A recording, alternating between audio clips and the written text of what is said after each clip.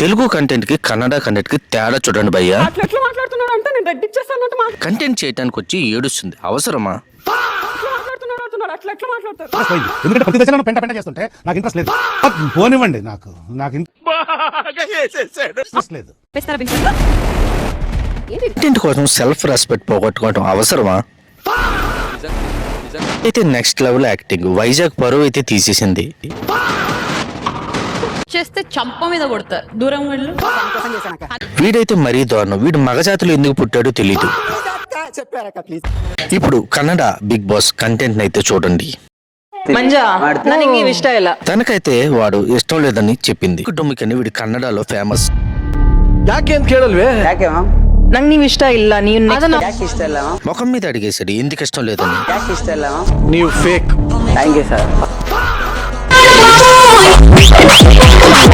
ಮನ್ಸಲ್ಲ ನಾನು ಇಂಪ್ರೆಸ್ ಮಾಡಲ್ಲ ಸರ್, ಇರೋದು ಹಿಂಗೆ ಇರ್ತೀನಿ, ಆನೆಸ್ಟಾಗಿ ಹೇಳ್ತೀನಿ. ముఖం మీద చెప్పాడు ఆ యాంకర్ ని ఇంప్రెస్ చేయడం నాకు ఇష్టం లేదని చెప్పి.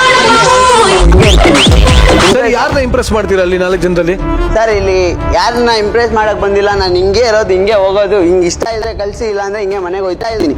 ಸಂಗೀತನ ಇಂಪ್ರೆಸ್ ಮಾಡುವಂತ ಆಗಲ್ಲ ಅಂದ್ರೆ ಹೋಗ್ತಾ ಇರೋ. ಹೌದು, ಹೋಗೋದು ರೆಡಿ ಸರ್, ಹೋಗ್ತಾ ಇರೋ. ముఖం మీద మైక్ ఇసిరేసి వెళ్ళిపోయాడు.